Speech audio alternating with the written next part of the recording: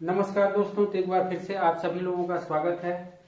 और हम लोग लेकर के चल रहे हैं परसेंटेज का नेक्स्ट क्वेश्चन देखा जाए तो यदि चाय के मूल्य में 20% की बढ़ोतरी हो जाए तो उसके खपत में कितने प्रतिशत की कमी की जाए ताकि चाय पर होने वाले व्यय में कोई वृद्धि ना हो। अब यहाँ बात की गई है बढ़ोतरी की, मतलब वृद्धि की। तो बढ़ रहा है यानी प्लस होगा, तो 20/120 गुणे 100। अब इससे इसको डिवाइड कर दिया जाए तो आंसर हो गया 16 सही 2/3%। तो पिछले क्लास में भी हम लोग देखे तो आपको ये ध्यान देना है R/100 plus minus R into 100 सबसे आसान तरीका। पहली लाइन को आप पढ़ना है और पहली लाइन में ये देखना है कि अगर बढ़ रहा है तो प्लस कर देना और घट रहा है तो माइनस कर देना। ठीक, अगला क्वेश्चन देखा जाए। Question number 13। खाद्य तेल का दाम 25% बढ़ गया। 25% बढ़ गया तो बिना पेन चलाए भी आप सॉल्व कर सकते हैं।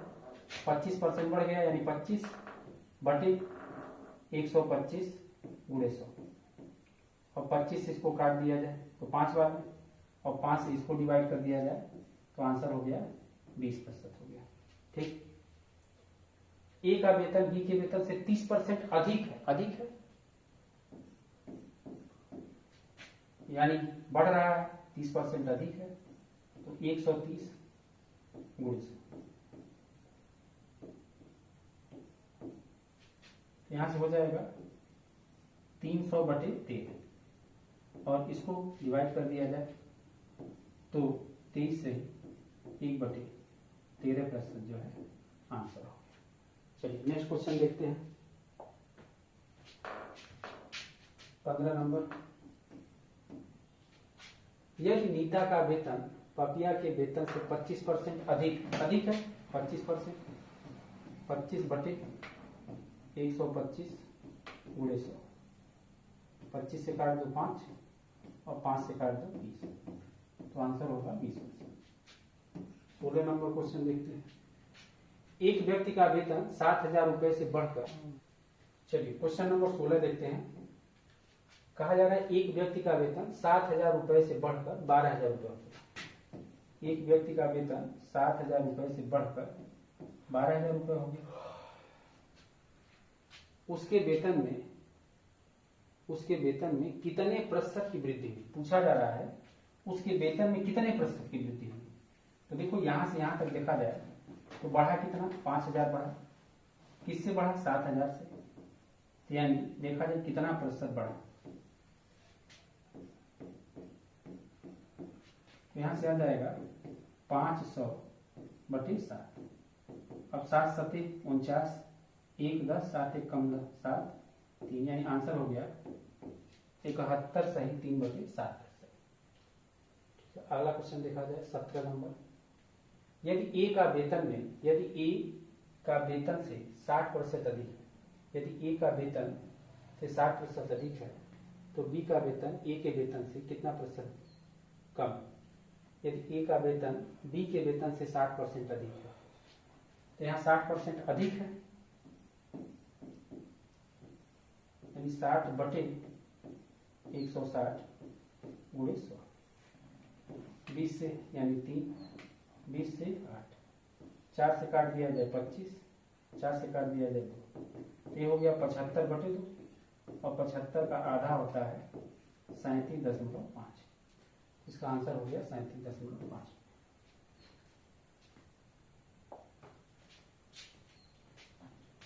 चलिए 18 नंबर देखा जाए। एक पंखे के मूल्य को 40% से कम करने पर उसके बिक्री में 50% बढ़ जाता है। उसके राजस्व में कितने प्रतिशत की वृद्धि अथवा कमी होगी। ठीक, एक पंखे के मूल्य में 40% कम कर दिया। तो देखो ऐसे क्वेश्चन में जब किसी मूल्य को घटाया या बढ़ाया जाए तो x plus minus Y plus minus X Y बटे 100 का हम यूज कर सकते हैं। जैसे पहला तरीका, यहाँ ये कहा गया कि एक पंखे के मूल्य में 40% कमी हो गया तो माइनस का 40, उसके बिक्री को 50% बढ़ा दिया गया प्लस, और माइनस और प्लस का मल्टीप्लाई माइनस, 40 गुणे 50 बटे 100। अब इसको हम लोग सॉल्व करेंगे तो यहाँ से प्लस का 10 आएगा और यहाँ से ये दोनों जीरो कैंसिल हो जाए, यहाँ माइनस का 20 आएगा। इसका मतलब ये हुआ कि 10% की कमी। माइनस में आएगा तो कमी, प्लस में आएगा तो वृद्धि। दूसरा तरीका देखो, जैसे ये कहा गया कि एक पंखे के मूल्य में 40% कम करने पर, यानी 40% का मान अगर भिन्न में हम लोग देखें तो 2/5 होता है कम करने पर। मतलब कोई 5 था, 2 कम हो गया, यानी कितना हो गया 3। और दूसरा ये कहा जा रहा है कि उसका बिक्री 50% बढ़ गया, तो 50% का जो मान होता है फ्रैक्शन में वो 1/2 होता है। बढ़ गया मतलब प्लस, यानी 2 था, 1 बढ़ गया, यानी कितना हो गया 3। तो देखो पहले ये कितना था 10, और अब कितना है 3 त्रिका 9, तो 10 से ये हो गया 9, यानी 1 की कमी है। तो 1 10 का कितना प्रतिशत होगा, यानी हम लोग ये कह सकते हैं कि 10% की कमी हो जाएगी।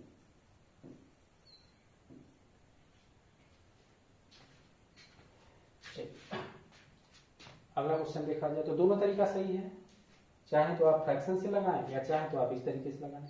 यहाँ x plus minus Y plus minus X Y बटे 100 का यूज करना है। अगर बढ़ेगा तो प्लस, घटेगा तो माइनस। और यहाँ फ्रैक्शन में यानी 40% का मान 2/5 हो गया, ठीक। और यहाँ कम हो रहा है तो 2 कम हो गया 5 में से, कितना हो गया 3। और बढ़ रहा है तो 50% का मान 1/2, बढ़ रहा है तो 2 था तो 1 बढ़ गया, यानी 3 हो गया। तो यहाँ पहले कितना था 5 गुणे 2 यानी 10 था, और अब कितना है यानी 3 गुणे 3 यानी 9 है, यानी 10 से 9 हो गया। तो कम कितना हुआ, तो इस तरीके से देखा जाए कि 1 की कमी आई किससे 10 से, तो कितने परसेंट की कमी हो जाएगी 10%।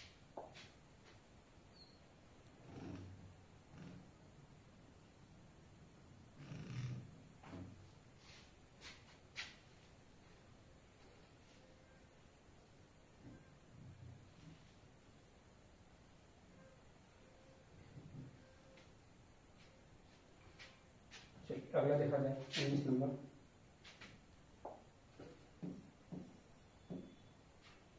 जब किसी संख्या को पहले 10% घटाया जाता है और फिर 10% बढ़ाया जाता है तो उस संख्या में कितने प्रतिशत का परिवर्तन हुआ।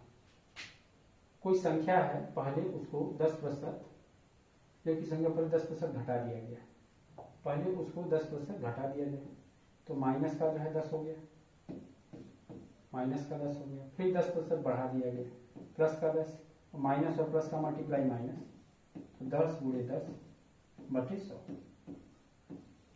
तो ये प्लस और माइनस दोनों आपस में कट गया, और यहाँ से इसको जब हम लोग काटेंगे तो माइनस का 1 आएगा। तो हम ये कह सकते हैं कि 1% की क्या हो जाएगी, कमी हो जाएगी। 20 नंबर, ए का वेतन 50% घटा दिया जाता है, बाद में 50% बढ़ा दिया जाता है।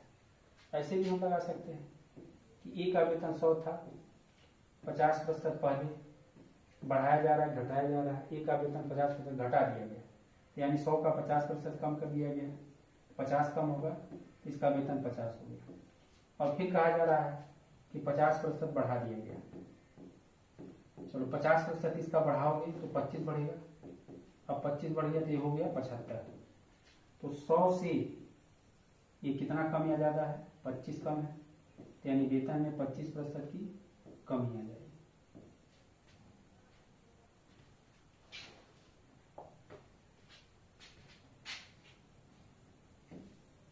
इक्कीस नंबर देखा जाए, जब किसी वस्तु के मूल्य में 20% की कमी हुई तो उसके बिक्री में x% की वृद्धि हुई।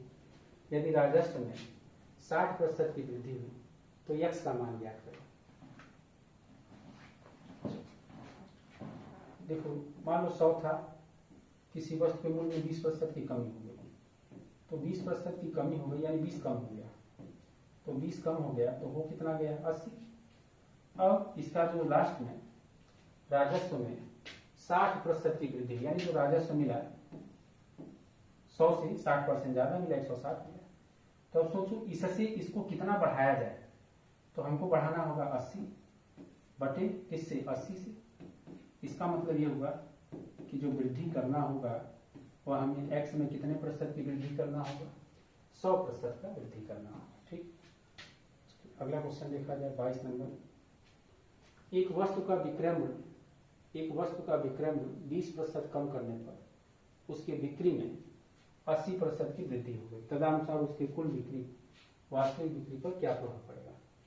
एक वस्तु का विक्रय मूल्य 20% कम कर दिया गया तो माइनस का 20 और बिक्री में 80% की वृद्धि हुई, प्लस का 80 माइनस 20 गुणे 80 बटे 100। यहां से हम लोग सॉल्व करेंगे तो यह आ जाएगा 60 और यहां से हम लोग सॉल्व करेंगे तो ये घट जाएगा 16, इसलिए 60 में से 16 घटा दिया जाए तो आंसर हो गया 44%। और ये प्लस में आ रहा है तो 44% की वृद्धि। चलिए क्वेश्चन नंबर 23 देखा जाए।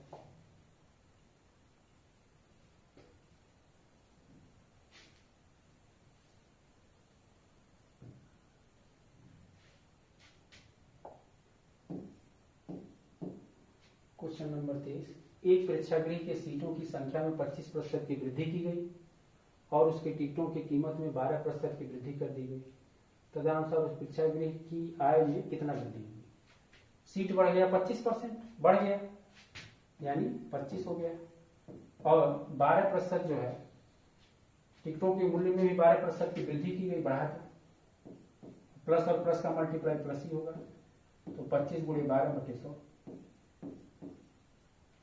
यहां से 25 चौका 100, 4 3 12 यानी 25 और 12 37 और 37 और 3 40, तो आंसर हो जाएगा 40% की वृद्धि। 24 नंबर, यदि एक संख्या में 25% की वृद्धि कर दी जाए और उससे प्राप्त संख्या में 25% की कमी कर दी जाए तो अंतिम प्रतिशत वृद्धि या कमी क्या होगा। मान लो 100 है और उसको 25% अगर हम बढ़ा देते हैं, या डायरेक्ट देखो 24 नंबर, यदि एक संख्या को 25% वृद्धि कर दिया जाए, 25 बढ़ा दिया गया फिर 25 घटा दो, फिर यहाँ माइनस हो जाएगा 25 गुणे 25 बटे 100, ये प्लस माइनस दोनों कट जाएगा, इससे इसको हम लोग डिवाइड करेंगे 4, तो आंसर होगा 6 से 1/4% की कम, क्योंकि माइनस में आ रहा है।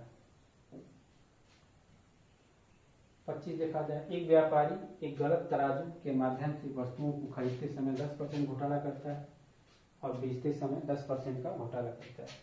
तो दोनों समय घोटाला करके लाभ कमा रहा है, पहली बार 10% का कमाया, दूसरी बार भी 10% का कमाया और कुल मिलाकर इसका जो लाभ हो जाएगा, ये क्वेश्चन नंबर जो है 25 है।